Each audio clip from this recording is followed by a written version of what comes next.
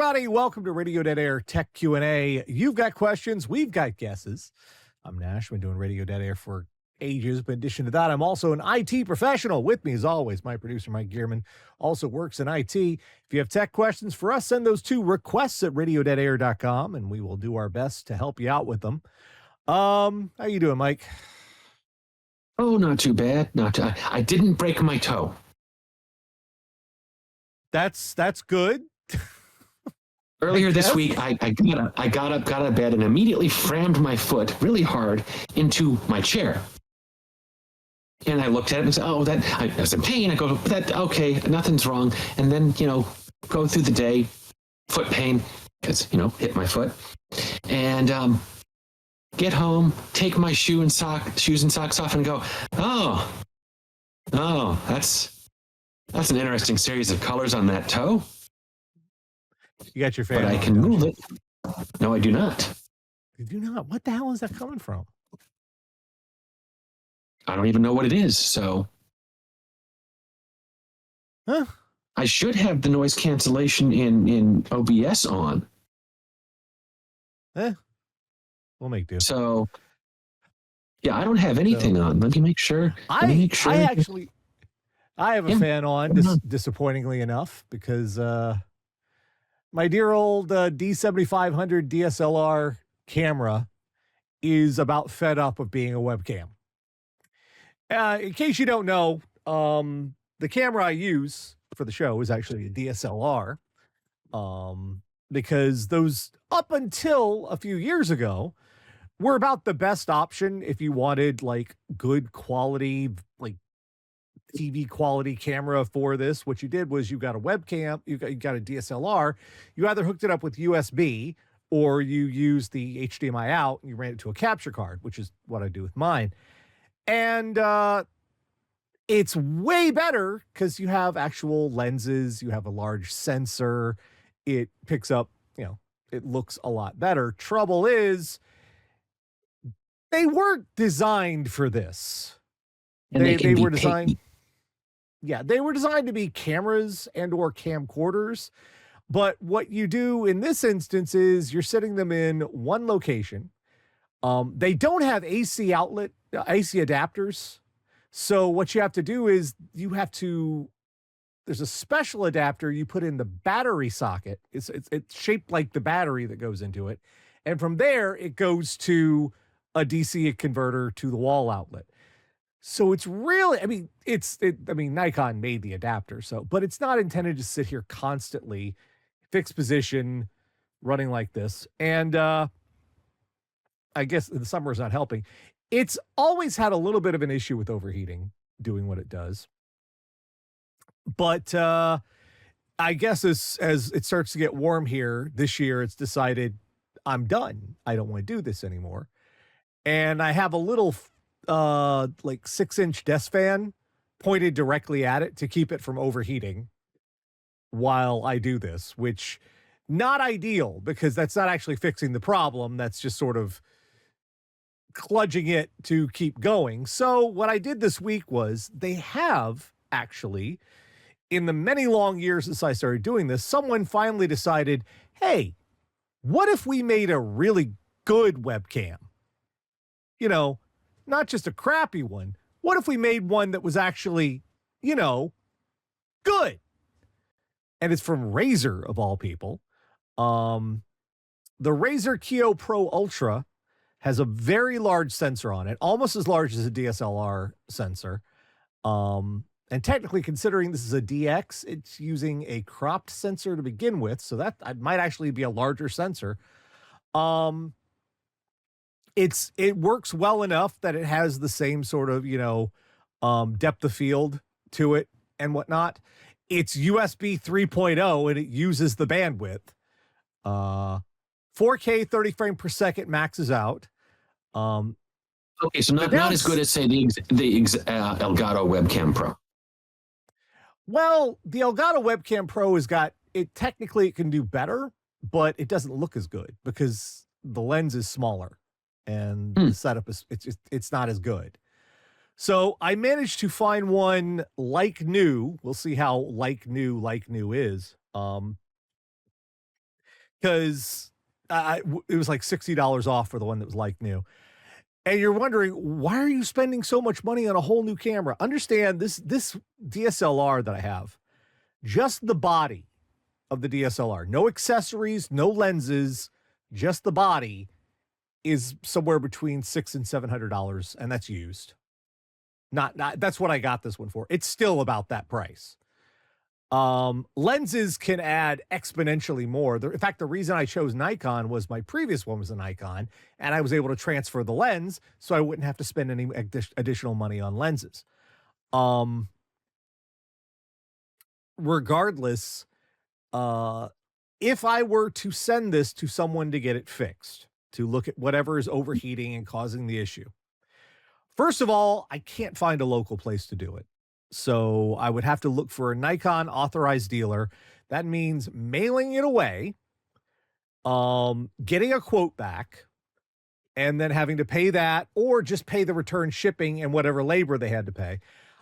This kind of work would typically be in the $200 to $300 range. And which is the same price as the webcam. Yeah, same price as the webcam. So at this point, what I'm doing is, part of why it's overheating is there's a lot of built into this that is not superfluous to my uses. And it's also not intended for always on use. Yeah.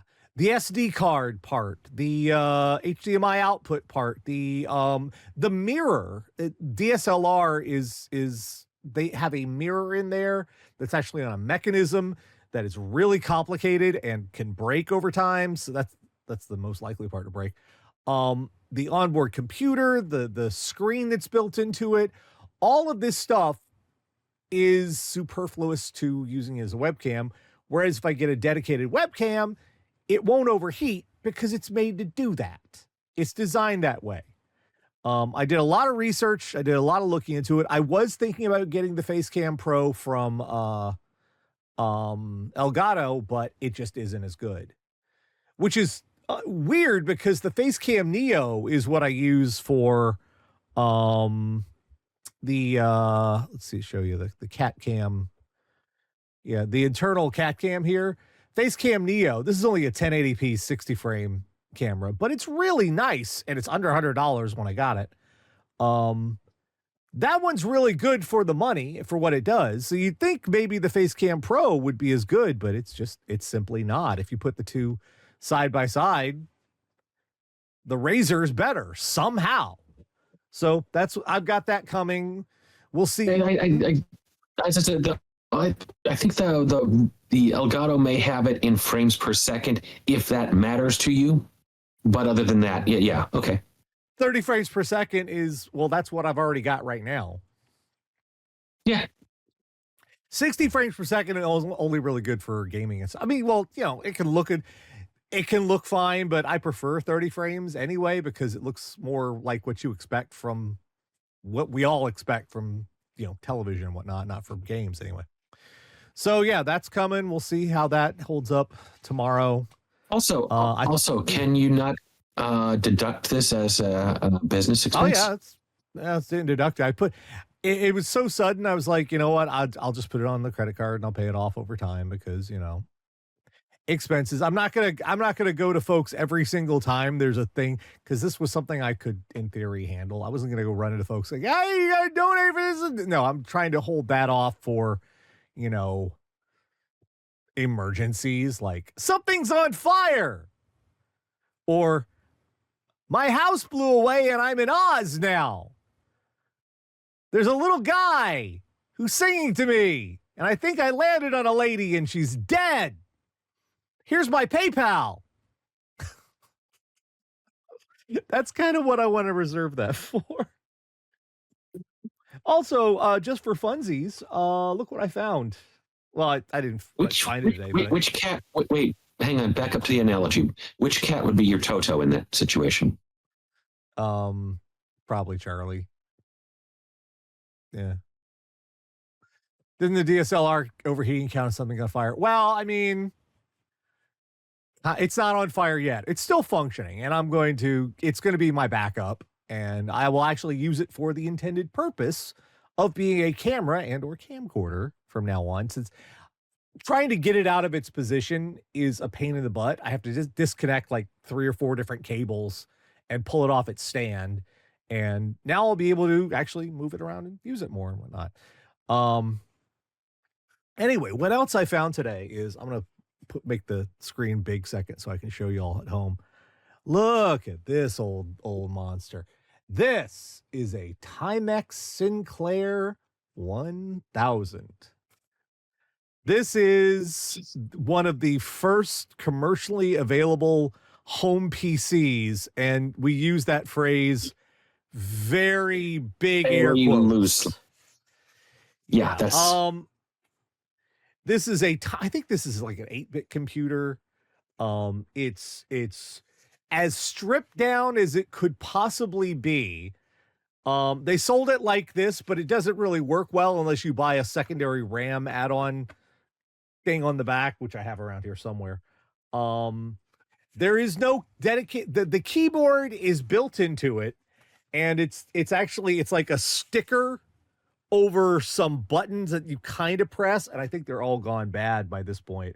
They don't really depress anymore, but they never worked really well. It comes with BASIC built into it, so you have the basic operating system, 10 print, 20 go TL, all that. It did not have it has the only output for it is RF TV out. And there's a switch on the bottom to pick between channel 2 and channel 3, depending on which one in your area wasn't being broadcasted on.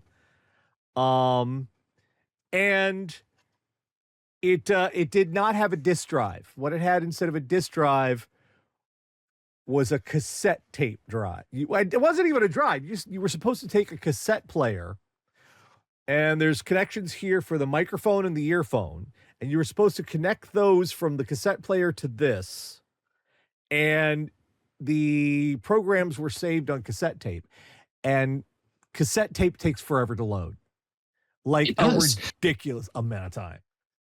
Our first computer, I say our, because some of the audience may not be aware that I have 2 identical brothers. Our first computer was a TRS-80, and we had a tape drive with that. Yeah, and but yeah, that is still infinitely superior to this thing. Oh yeah, it actually had games. Yeah, this was like $99 when it first came out. It was the super cheapo option. This was like several years before not that long before the Commodore 64. The most common computer back then eventually became the Commodore 64, simply because it was so affordable, super powerful for the price, played tons and tons of games, had all the, it's wild how much they packed into the Commodore 64. Like all the things it could do. Had a cartridge slot, it had joystick ports, all different kinds of outputs. You could get a disk drive for it, a modem for it. It could load programs off of cassette tapes as well. Like, it was crazy what they packed into the Commodore 6. And it had Windows. They had a version. It wasn't Microsoft Windows, but it was like GOS. What was it called? GEOS? Oh, I don't remember. But I know my neighbor had a Commodore 64. Was it? Well, hang on. Did he have a Commodore? I'm trying to think if he had a Commodore 64 or if he had something else. I do remember that he had a game that we didn't have, and that we were always over at his house trying to play that game, which was the original version of Pirates. Yeah, Sid Meier's Pirates. The game where you sail around, the reason it was great on that old computer is because the graphics were so low. You could get part of a pirate treasure map, and unless it was all ocean, you could go, it would say somewhere near Antigua, and you'd go, I can mash this up. I know where that is. I don't need the 3 other pieces of the map. I can go get this treasure now.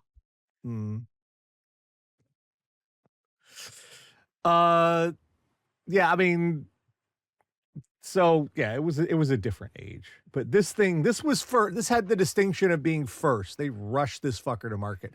This is also similar to one that was released in the UK. Very, very similar. Timex was behind this. The people who made watches Not really sure why they got into it. They didn't stay in it. Anyway, time to get on to some more modern computing stuff. So getting screwed in the the modern era.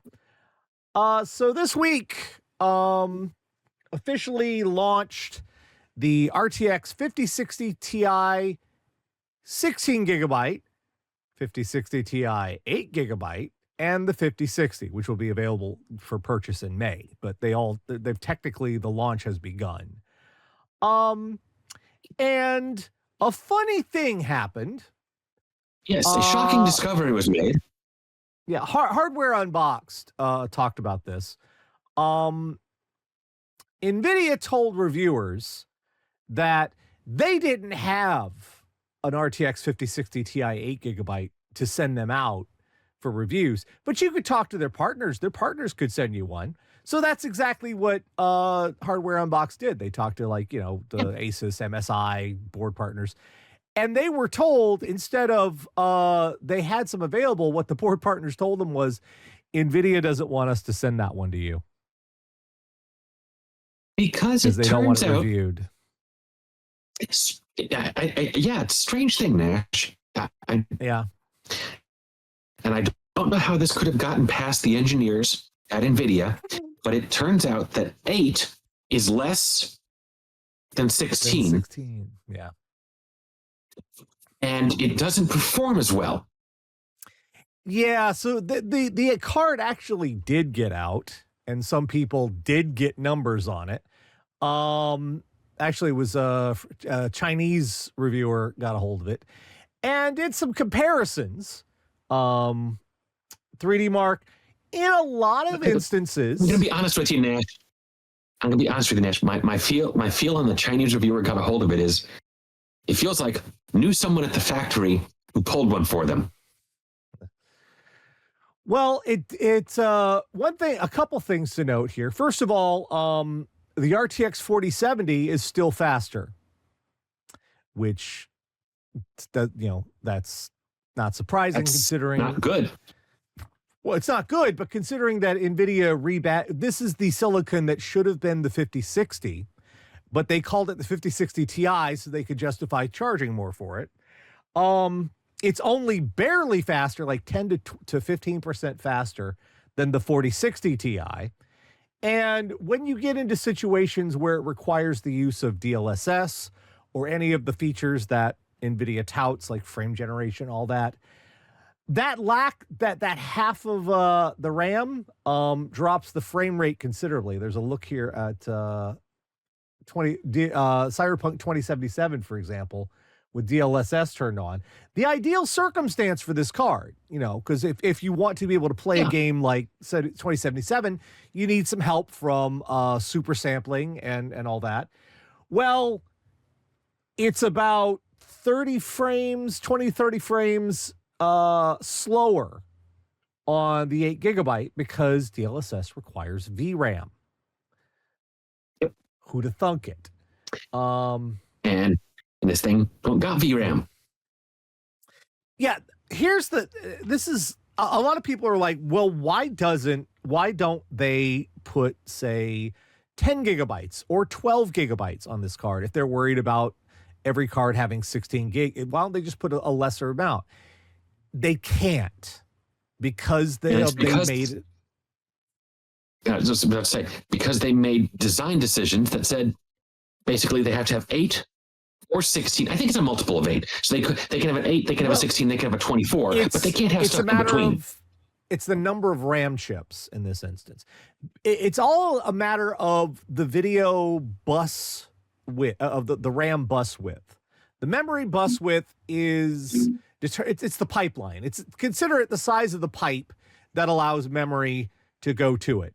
I think the 5070 and up have like a 256 gigabyte, or probably a 192. They have a larger pipe, but the number of RAM chips assigned for the card is the 5060 Ti and the 5060 have 128-bit, which is pretty low these days. And it's a matter of math. the number of RAM chips they can support. It can do, it's a matter of multiples. It can do 4 and it can do 8, but it can't do, say, 6. In theory, what they could do is they could put, 16 gigs of chips on there and disable half of them to get it down to 10 gigs, but that would defeat the point of it. Yeah. So, yeah, it's, Ruger 2, the 5060 Ti 16 with more RAM than the 5070 12 gigabyte. The 5070 has 12 gigabytes because I believe it has 192-bit bus. And because it has the larger bus width, it can use 6 RAM chips. And each of those chips is, I believe, 2 gigabytes each. So it can use 6 chips. And they just put 12 gigs on there. If they wanted to put more RAM on there, they could do 24 gigs. But they have the choices between 12 or 24. And the 256 bus up at the 5080 and the 5090, that allows them to use 8 chips, so they can give you the 16 gigs. The problem here is NVIDIA has painted themselves in the corner by using such a piddly piece of silicon. They have to go 8 or 16. They can't do, like, say, what AMD does, which is at this price point, they'll give you 12 gigs for 10 gigs, 12 gigs. Even Intel is giving you at least 10 gigabytes on their low end cards. And there is a trade-offs thing. So, while you say 12 gigabytes on this bus, that might perform better than 16 gigabytes on a narrower bus. Oh, and Ruger 2 is also pointing out, yes, the 5060 Ti and the 5060 are only PCIe 8 lanes instead of 16 lanes. And these are cards that cost $450? Let me look at the RTX 5060 prices. Yeah. Now, I will say that said, it is difficult, if not impossible, to saturate a PCIe 5 8, much less a 16. True. If on this current computer, if let's say something happened to my video card and it died and I had to get a replacement and it was going to be one of these that is PCIe 5 times 8. Yeah. You know what would happen then? I would slap in the extra M.2 drive into the slot that says, hey, if you put an M.2 drive in here, your video card slot goes to times 8. I'm like, well, okay, it was already going to be times 8, so why not? But the problem is if that's a PCIe 4 times 8, that's pretty wide. PCIe 5. PCIe 5 times 8, much wider. But say you're using an older computer and you wanted like if you're using still on a 1060 or 2060 and you're finally deciding to upgrade and you're on PCIe 3.0, well, then a times 8 slot is a huge limiting factor. Yeah. So, and that's more where these cards are supposed to be if they're lower down the stack. The MSRP for the 5060 Ti 16 gig is $430, but it's not actually going to sell for that. We've talked about this before. Other reviewers have talked about this before. It's that NVIDIA decided to slide the names up. So that's why what the part that is the 5090 would be based on previous silicon, it would be the 5080. The part that is the 5080 would be the 5070 Ti. The part that's the 5070 Ti and the 5070 all the way down the stack. To the point that the part that they're selling as the 5060 should technically be the 5050. But if they sold it with those names, the price expectation drops an entire tier, and NVIDIA wanted to get more money for. And really, I'll be honest with you, Nash. It's a real coin toss as if they could sell a 50/50 card. That's terrible. It is. That's bad, and you should feel bad. It's your fault, though. You said it.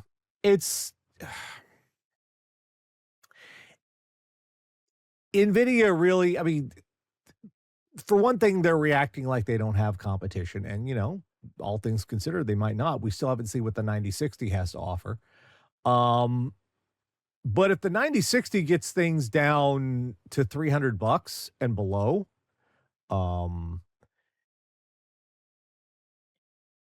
that would, it's not, at this point, it's hard to say if NVIDIA even cares because they're just trying to just go all in on the AI crap.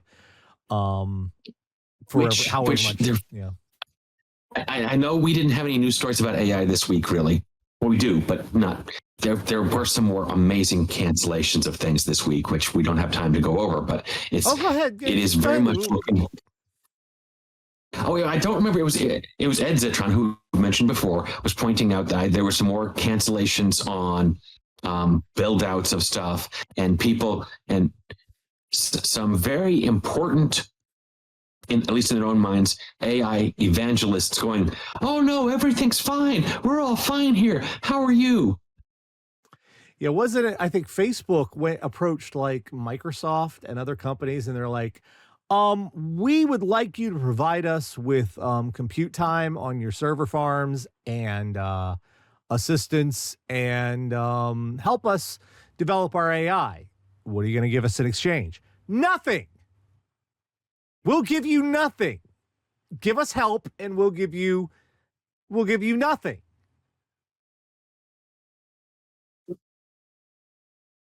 What? Yeah. And it's not the greatest.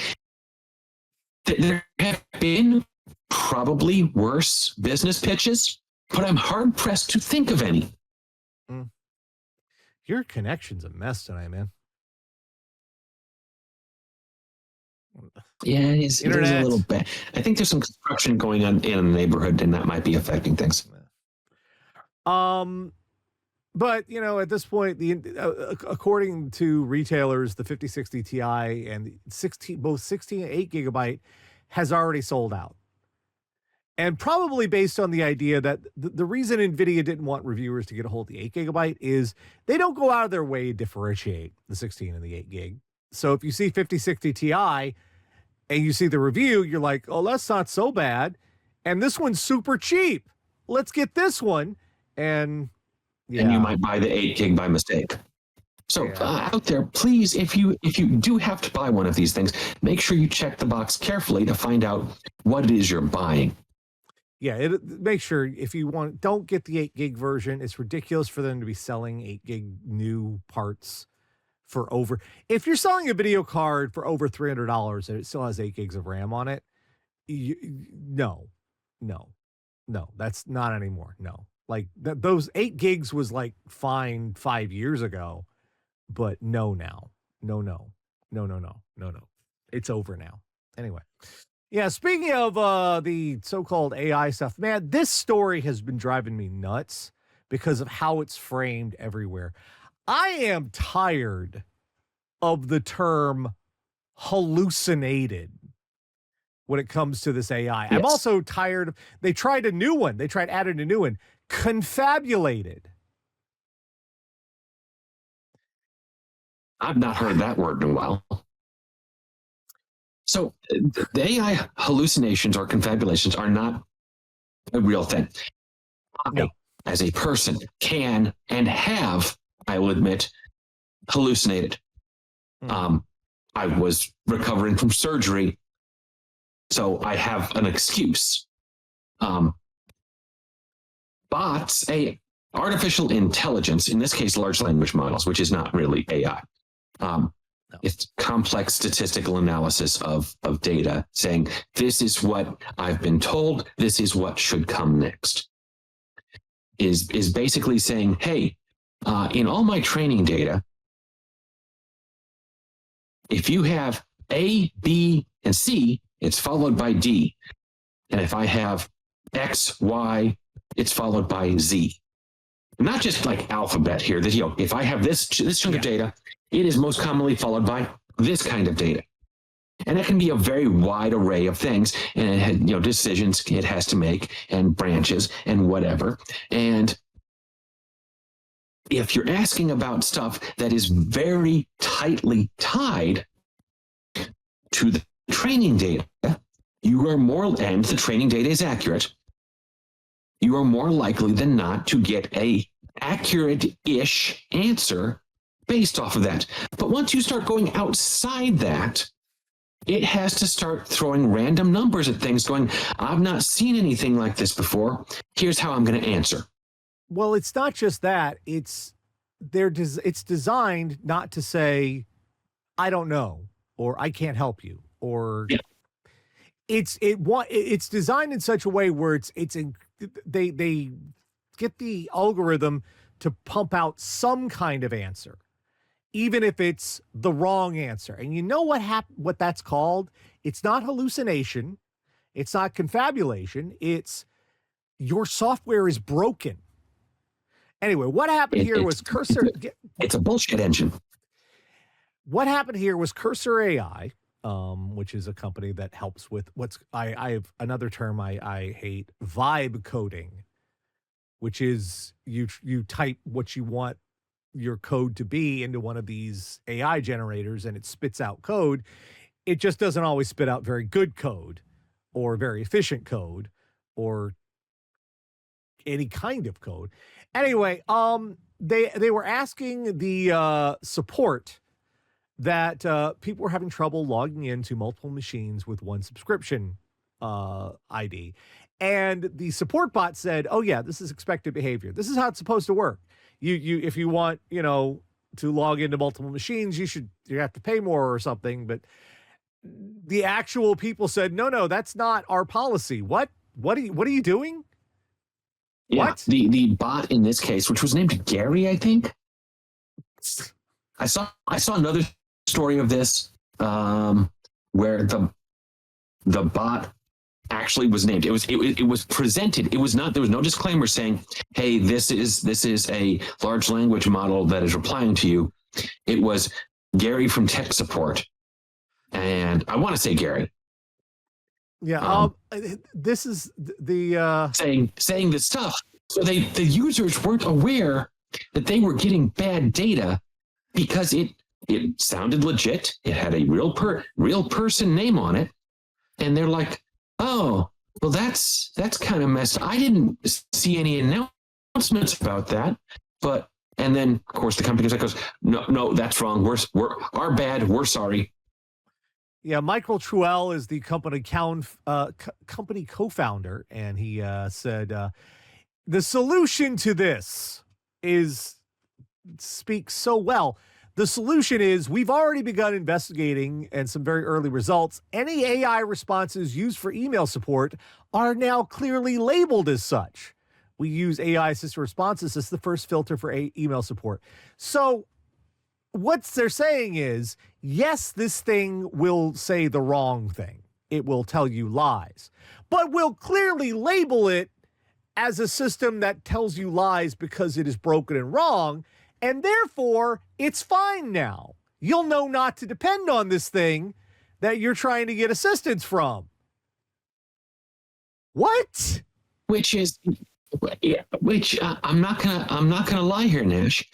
I feel that if you contact a help desk, yeah, them answering, I don't know, but I can elevate this, is better than making crap up. Yeah, it's. I don't know how I do know how they expect. They expect magic is going to make this stuff work, and it still keeps not working. Yeah, magic will now, not. The thing I like about this is they said it didn't just hallucinate these results, but it non-deterministically replied. What that means is the first person who wrote in asking about this may have gotten Gary to say, "Oh yeah, no, that's a licensing issue." The second person may have also got Gary to say, "Hey, that's a license issue." But the third person may have gotten a completely different answer. Yeah, that's not hallucinating. That's not non-deterministic. That's your software doesn't work. No, that actually is the definition of non-deterministic. I'll give them that. They were correct in that one. the broken, non-deterministic, that's not the same as broken. This is broken. That's broken. Well, the broken part's the hallucination. No, giving in the different results to different people when it's supposed to be one clear, concise answer. I give different results to different people all the time. Let me give a quick example. Person calls me, says, "Hey, I'm having this problem. Outlook is crashing." I say, "Do this," because they're technically capable of going in and changing the setting that's causing Outlook to crash, because Patch Tuesday was bad a week and a half ago. The next person calls in and says, "Hey, this is happening." I tell them, because I know they're not capable of unchecking a box, upgrade to Office 365. It goes away.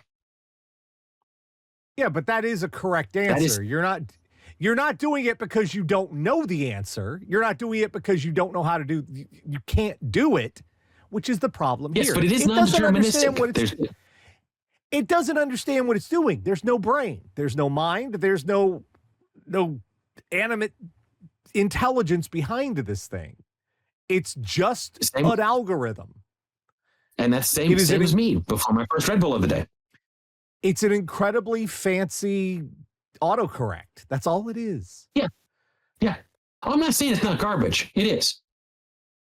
Well, speaking of garbage, we have one of their terms right. Well, speaking of garbage, we got one more story this week, and this one I don't like because, well, we use Discord. We've gotten locked in. A bunch of us have gotten locked into Discord for way too much these days. They do this every time you start getting reliant on any of these applications. The enshittification commences. Discord is rolling out an experimental age verification feature to in order to verify you are who you are. Face and ID scans to verify you're an adult, to block access to sensitive material. This is only rolling out in the UK and Australia, which have very different rules on access, that don't have a very large and robust First Amendment series of techies going, "No, you can't do that. No, you can't do that," which we have here in the US. So I don't think this is going to roll up to the US. I could be wrong, but I don't think it's going to. Do you realize there's a bunch of porn sites people can't access right now? Like about those 20 lawsuits, plus states. Those lawsuits are ongoing. But what this is you'll either scan your face or a webcam, or visit a QR code with mobile device, uploading a photo of your ID card to verify this information. Now, the problem with this is Discord will then become responsible for this data. You will be sending them a copy of your ID, and Discord is going to have to be the one to say, "We will keep this safe. We will keep this secure." Well, I say they are saying, "Oh, we're not going to keep this." Well, then, is it just a toggle? You say, "Yes, they verified, we deleted everything." I'm going to tell you right now, I don't believe that they will, even if they say that they do, because there's going to be accidents. There's going to be coding problems. There's going to be, "Oh, well, we forgot to turn off the dev setting so that, when we're testing this, we can go, yeah, this one verified, but why didn't this one verify? Oh, this didn't verify because they had it upside down." So they can test their stuff. Then they forget to turn it off, maybe, and they go, "Oh, yeah, it turns out we were collecting all that data, and by the way, we got hacked." That's my expectation. It's right now they're saying they want to use it against sexually explicit material, which I always put quotes around because what does that mean? And content meant for certain age groups, which I'm sure probably means like, profanity and probably stuff like gore and other things. But all of our communities. Oh, go ahead. What? I'm also wondering how robust their face identification is going to be. Because I say this because not even just a few years ago, I saw a story from the UK about face identification, and they did the two people who were on the show and got their ages wildly wrong by a difference on the order of decades. Like if the person was 52 and the age identification said they're 50, I'm like, okay, you know what? That's not bad. But it said they were 20. There's also, of course, the ever classic holding up a photo in front of the camera. Oh yeah, someone's going to Deadpool this. Yeah, pull off the mask and my communities don't really. I don't like having my focus is not on adult content material. I mean, saying fuck all the time. That's one thing we do, but trying to run a Discord for stuff like this, especially for my stream, for my Monday night show, which I don't have, like Twitch chat for it. We use Discord for that. And it gets really frustrating. I know there's Revolt, which is a Discord alternative they're working on right now. It's supposed to be open source and whatnot. We get reliant on these platforms, and then they start shuffling around and changing the deal for whatever reason. And it's like, what the hell are we supposed to do now? You had a job. Now you don't want to do that job. I suspect that the reason this is happening in the UK and Australia is because of laws and regulations there, which may make it a requirement. I don't know for certain, but it is a place for them to test it, where they're going to have less people screaming about civil liberties than you might in the US. I mean, again, they've already, try to, if you're in like any of like half of the states, try to access like Pornhub or something. You can't. And that's sticking right now. VPNs. All right. Time to get your questions. If you would like some help with something, send it to us at request@radiodeadair.com. We'll try and give you a hand. All right. Let's see. First one's a little bit of a stuff going here from Blake. Hey, Nash, Mike, and four-legged friends. Lately, I've been replaying PS4 games I haven't touched in years. Both my console and the PS4 controller are well over 5 years old. Console runs fine, but I wonder if it's time to purchase a new controller. In one game, I have to solve a puzzle by holding the left analog stick in specific directions, yet the game reads my input as if I was spinning the analog stick around instead. Another game, my character keeps moving in different directions that I'm inputting. Sometimes the characters will simply stand in place unresponsive. Never had the issues when playing the games in the past. Odd thing about this, I played 4 games between the 2 I mentioned above. If the controller's malfunctioning there too, it was negligible. I barely noticed. As a follow-up, I investigated further on another game, discovered the wrong inputs usually occur when I move the left analog stick to the upper right. Try using compressed air inside the controller and recalibrating it twice.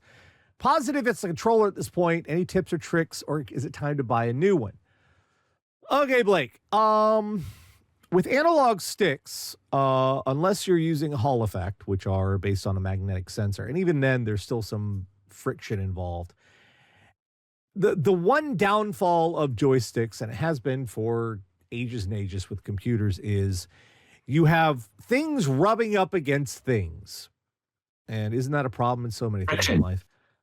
That will cause issues over time. With anything with moving parts is going to have issues eventually. This particular one is tricky to deal with. Compressed air is not going to do a whole lot. This may be a lubrication thing. First of all, what you're going to have to do is you're going to have to resign yourself to the fact is this is going to mean disassembling the controller. If it's even, I believe it's possible. You can disassemble the controller. You're going to have to take the controller apart. And there are guides on doing this, probably something like iFixit or whatnot, or YouTube videos. But you're going to have to take the controller apart. And you're going to have to look into some sort of lubrication for that stick, because that's probably running into issues there as well. There's also the sensor inside that may need to be cleaned. And these are two things at odds with one another, because you've got to keep the lubrication away from the internal workings of the sensor. And you have to keep what you're going to need is something like deoxit or contact cleaner. And you're going to need to keep that away from the lubricant because those two act at cross purposes to one another. The sensor might need to be, might have some corrosion on it over time. It might need to be corrected. You might need to lubricate the joystick just a little. A little goes a long way with this stuff. Trust me. Might need to lubricate the joystick so that it's not, it's moving more freely and not having any internal issues. Both of those are, I mean, you may be able to fix this, but then there's the other downside of this, and that is Sony kind of views these as, once it's outside of warranty, these are throwaway It's parts. disposable. Yeah, and considering this is a PS4 controller, even no matter how complicated they get, if they have Bluetooth involved, wireless and all that, those have gotten so cheap that after a certain point, you know, is it time to buy a new one? Well, it's a bad time to buy new electronics, period. But I would try to tear it down. I would try to take it apart very carefully, follow the directions. You may be able to get it working again, depending on how severe the issue is, depending on how, if it's dirty, if it's under lubricated, any of those sort of things. That's what it all depends on. You may be able to get it working just fine again. But then again, you may run into a problem like the notorious one for the Joy-Cons, which that's a design fault and flaw in those, to the point where eventually they'll start drifting and giving false inputs because they weren't designed right. They fail, and they need to have their parts replaced, which is going to get really interesting and annoying in the years to come. I don't know how well the redesign one's going to work. We'll see. But there may be actual damage to the components inside. I mean, it's a PS4. It's over 10 years old now. Yeah. So, and even just sitting around, like if you let me wait till the train passes.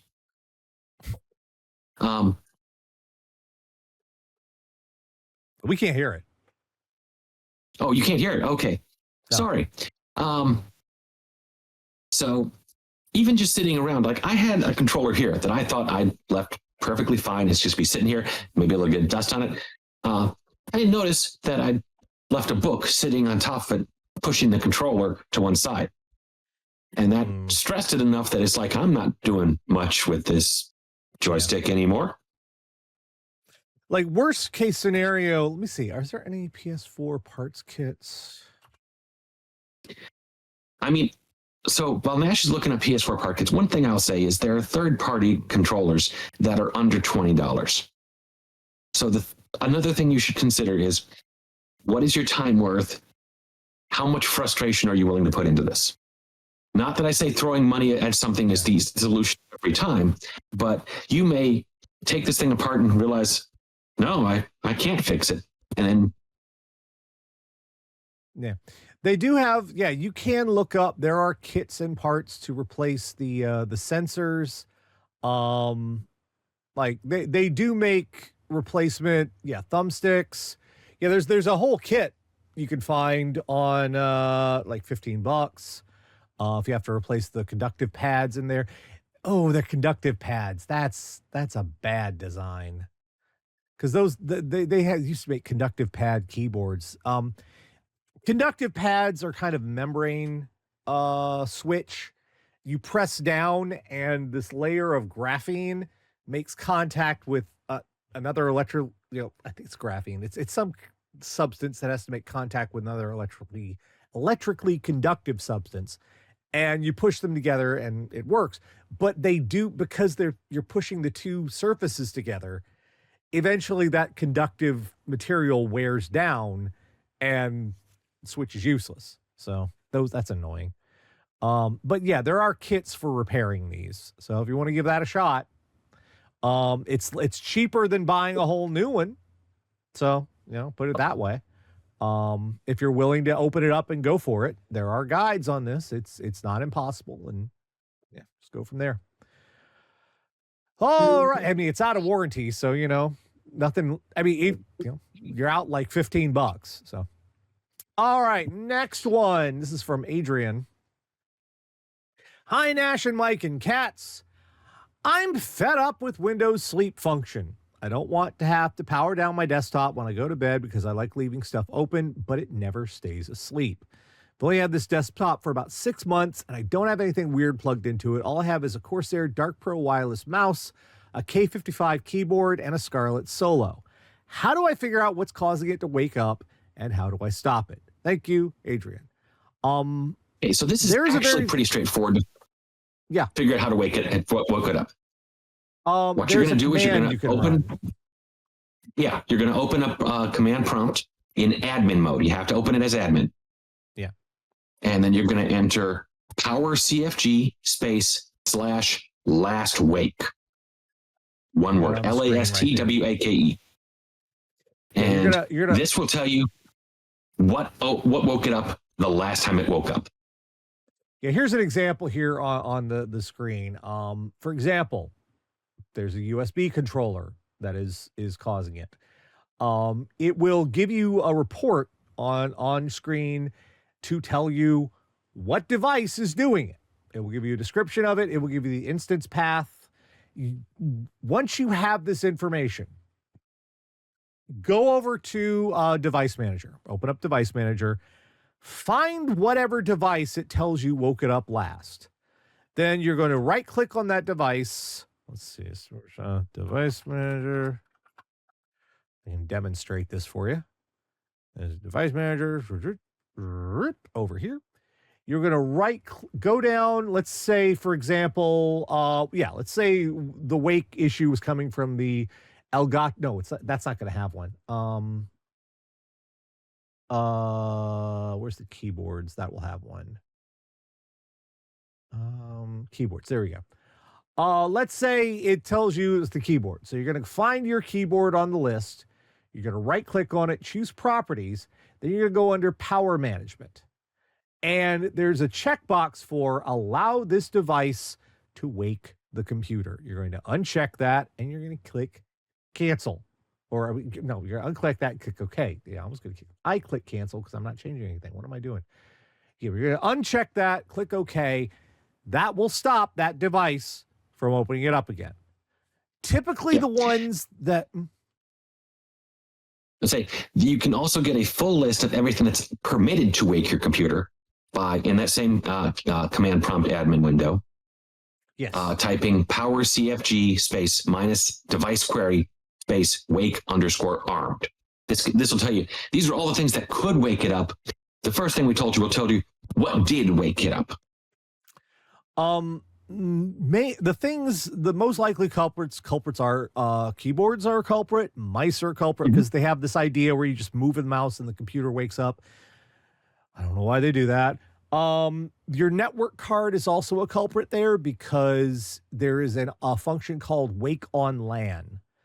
You need to disable that unless you specifically need that functionality, because that means the network connection itself, the activity on your network could make the computer go, oh, what? Wait, what? And wake up. Now, one thing you don't want to turn off in this is USB root controllers, because that would maybe turn off everything, and then you couldn't re-wake your computer. You're not going to, you'll always be able to wake the computer with your power button. That always does it, no matter what. In fact, I kind of myself prefer having my computer only if I put it to sleep or hibernation or whatever. I prefer only having the power button turn it back on. I know for laptops, they like having you open up the lid, it turns back on or other stuff, but I prefer just the power button because like the keyboard, all right, you don't really need anything else to wake it up unless you have a specific niche use case scenario where you need certain devices to wake the system for certain reasons.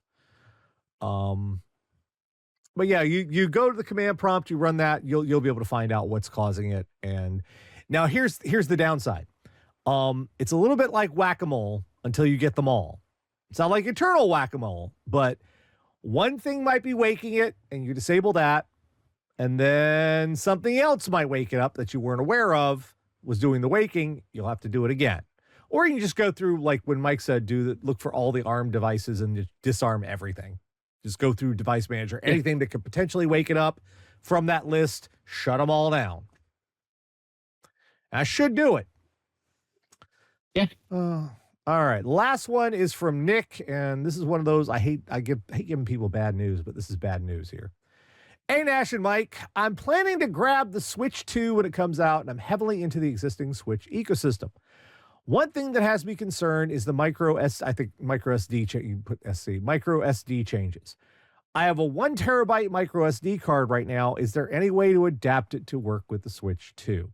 No, because Nintendo in their infinite wisdom made a big change between the Switch and the Switch 2. And while the SD cards, the micro SD cards will have the same form factor, they will have the same, the bits will look and fit into the same slots and be the same.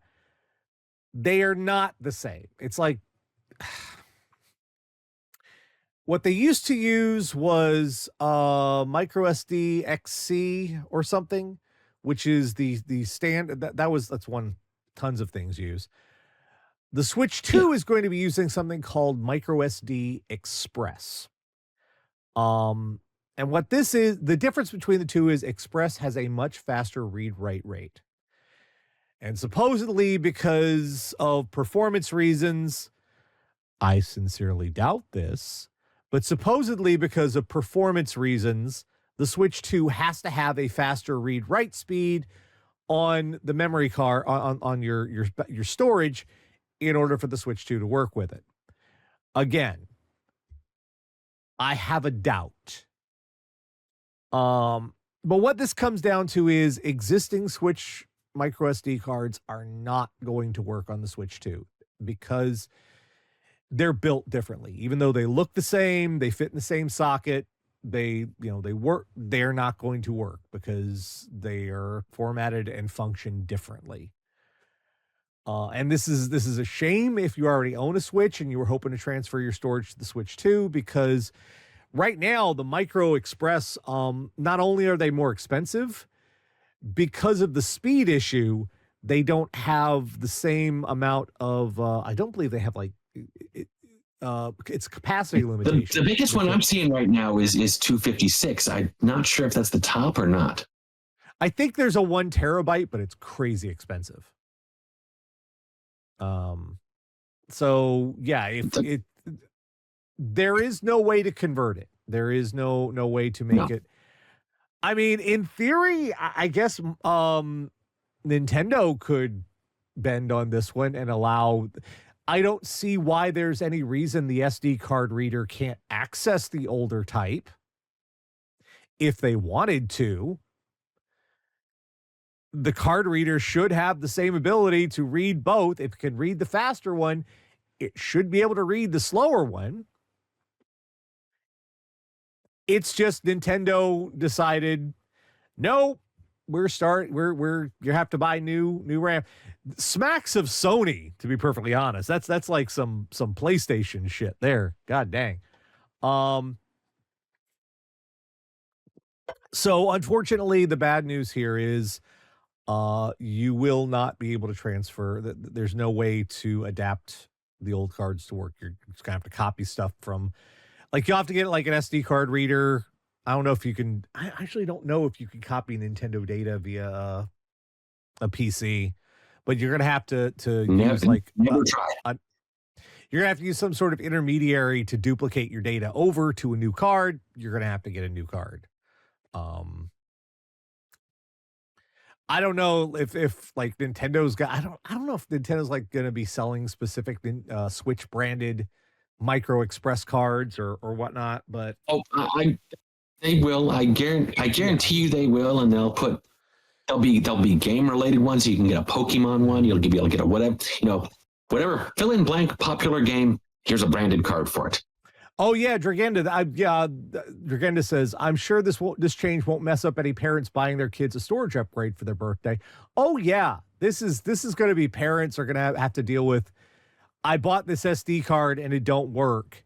and you're going to have to deal with that, taking it back to the store and all that nonsense. And such a stupid, like, I can understand certain games need faster speed. Okay. But why make it a blanket format? Why not let the older cards still work while saying, no, the new cards for this game specifically, you need a faster, but we'll still read your old stuff. But anyway, that's the bad news. It is not going to be carryover. They're two incompatible formats. Even though they're both the same size card, they don't work together. It's dumb, and it's a questionable choice from Nintendo, but yeah, you're going to have to replace some stuff. Sorry. Which, in addition to that, did you know they're raising the price of all the accessories for the Switch 2? Like, everything, the pre-orders are still, the pre-order for the Switch 2 is still $450. They didn't change that. But the Joy-Cons, $20 more expensive. The controller, the regular controller, $20 more expensive. Like $100 for the Joy-Cons. And I'm gonna guess that this is because, I'm gonna guess that this is free all the tariff nonsense. Yeah. Well, no. It might be in response to tariff. We don't know. It's dumb. Everything's dumb. I hate it. But oh well. Like, personally, I'm with this particular environment, and considering most of the Switch 2's library is going to be based on Switch games, I'm not seeing the Switch 2 be the big seller that the Switch was. I'm thinking we might see like a repeat of the Wii and the Wii U, because those also shared libraries to some extent. And like, people are gonna be like, I can still play my game. Yeah. The big thing is it's going to have device specific exclusives that people actually want to play. Some games are going to use DLSS, which is different from device specific exclusives. There are some games there. This is device specific exclusive. Yeah, no one cares about that game. They're supposedly they're going to be adding DLSS options to Switch 2 because NVIDIA makes the processor for it. So we'll see. But good freaking anyway. All right, that's going to do it for us for this week. We will get more of your questions next week. Hopefully you can send those to requests@radio.air.com and we'll answer those live next week. In the meanwhile, for Mike and myself, we'll see you next time. Thanks for joining us. Good night, everybody.